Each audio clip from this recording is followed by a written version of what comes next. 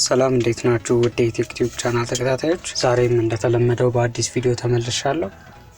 እሺ ተመልካቾች ጀት ኢንጂን መስራት ጀምሬ ነበር። የቲክቶክ አካውንቴን ፎሎ የምታደርጉ ፎቶውን ከዚህ በፊት አይታችሁት ይሆናል ብዬ አስባለሁ። ስለዚህ በዛሬው ቪዲዮ ጀት ኢንጂኑ በፊት የነበረበትንና አሁን እስካለበት ደረጃ ያለውን ነገር አብረን እናያለን። ስለዚህ በዚህ ቪዲዮ ብዙ ነገር እንደምትማሩ እርግጠኛ ነኝ። በመሃል የነበሩትንም ማሻሻያዎች አብረን እናያለን። በተለይ እንደዚህ ጀት ኢንጂን ለመስራት ሀሳቡ ያላችሁ ሰዎች ይህንን ቪዲዮ እስከ መጨረሻው እንድታዩት እመክራለሁ።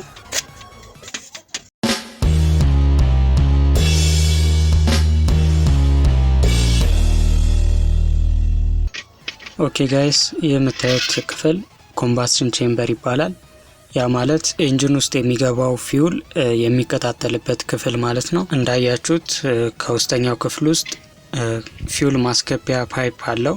በዛ ፓይፕ ውስጥ የሚገባው ፊውል ከኦክሲጅን ጋር በመቀላቀል ከፍተኛ የሆነ የእሳት ኃይል እንዲፈጠር ያደርግልናል። ስለዚህ በዚህ ክፍል ውስጥ በጣም ከፍተኛ የሆነ ቴምፕሬቸር ነው የሚገኘው።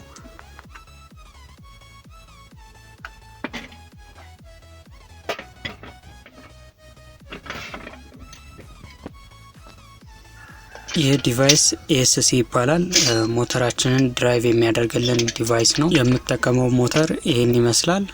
እንደምታዩት የሞተሩ ሻፍት ላይ 2 ጊሮችን ተጠቅሜያለሁ። ይህን ያረኩበት ምክንያት ሞተሩ በፊት ከነበረው ስፒድ የበለጠ እንዲኖረው ለማድረግ በማሰብ ነው።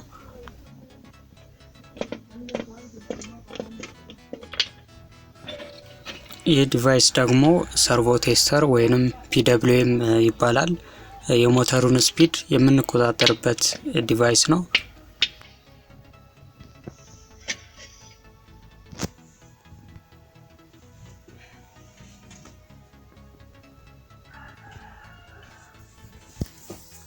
ጀት ኢንጂን ከመስራታችሁ በፊት 2 ነገሮች ላይ ትኩረት ማድረግ አለባችሁ። እነዚህ 2 ነገሮች ላይ በደንብ ከሰራችሁ የእናንተ ኢንጂን በጣም ተመራጭ ይሆናል ማለት ነው። እነዚህ ምክንያቶች አንደኛው ትረስቱ ከፍተኛ ቢሆን ይመረጣል። በቻላችሁት አቅም ትረስቱን ከፍ ለማድረግ ሞክሩ። ምክንያቱም የኢንጂን ዋና ዓላማ ክብደት ያላቸውን ነገሮች መግፋት መቻሉ ነው። ስለዚህ ከፍተኛ የሆነ ግፊት ማመንጨት የሚችል ከሆነ የእናንተ ኢንጂን ተመራጭ ይሆናል ማለት ነው። ሁለተኛው ነገር ደግሞ ብዙ ሰዎችን የሚፈትነው እኔንም ጨምሮ ያስቸገረኝ ነገር ባላንስ ነው። ባላንስ የምንለው ኮምፕረሰሩን እና ኤግዞስት ላይ ያለችውን ፋን የሚያገናኝልን ብረት ወይንም ሻፍት ነው። ይህ ሻፍት ዚግዛግ የሚሰራ ከሆነ ኢንጂኑን ከሚገባው በላይ ይወዘውዝብናል። ሞተራችን ላይም ጫና ስለሚፈጥር የመበላሸት ቻንሱ ከፍተኛ ይሆናል። ስለዚህ ሻፍቱን በጥንቃቄ ከሰራችሁት ወይንም ቀጥ ያለ ብረት ከተጠቀማችሁ ኢንጂናችሁ አይወዛወዝም። ባላንሱን ጠብቆ እዛው ባለበት ትረስት ማመንጨት ይችላል። ስለዚህ እንደ ቀላል ነገር አትዩት። ይሄንን ሻፍት ፐርፌክት ማድረግ አማራጭ የሌለው መፍትሄ ነው። እዚህ ላይ በደንብ ብትሰሩ ብዬ መክራለሁ። ስለዚህ የፋኑን ብሌዶችንም ስትሰሩ ፐርፌክት ክብ መሆን አለበት። እሱንም ጥንቃቄ ማድረግ አለባችሁ። እሺ ተመልካቾች፣ የኢንጂኑ የመጀመሪያው ሞዴል የሰራውት ይሄን ይመስል ነበር እና እንደምታዩት የተወሰኑ ፕላስቲኮችን ተጠቅሜያለሁ። አልቆ ካየሁት በኋላ ግን እንዳሰብኩት አልሆነም። ስለዚህ ያለው አማራጭ በድጋሚ አሻሽሎ መስራት ነው።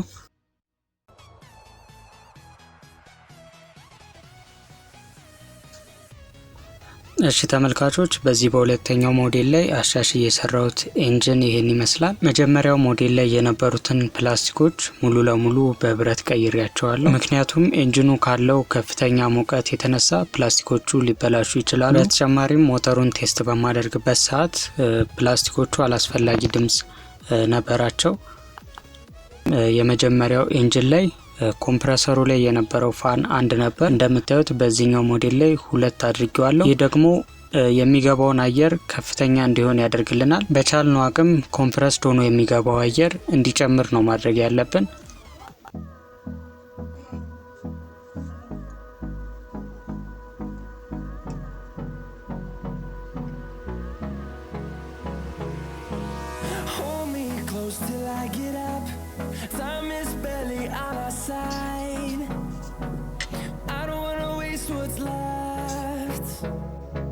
The storms we chase are leading us, and love is all we'll ever trust. Yeah, no, I don't wanna waste what's left. And on we'll go, through the wastelands, through the highways, till my shadow turns to sun rays. And on we'll go. እነዚህ የምታያቸው ሽቦች ኢግኒሽን መፍጠሪያ ሽቦች ናቸው። ስፓርክ በመፍጠር ኮምባሽን ቼምበር ውስጥ የገባውን ፊውል እንዲቀጣጠል ያደርግልናል። ይሄ ደግሞ ፊውል የምናስገባበት ፓይፕ ነው።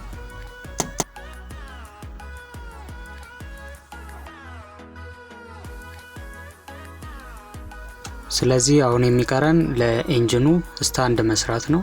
በመቀጠል ሞተራችን ያለበትን ሁኔታ ቴስት እናደርጋለን። በትክክል ባላንስ አድርጓል አላደርግም የሚለውንም በዛው የምናይ ይሆናል።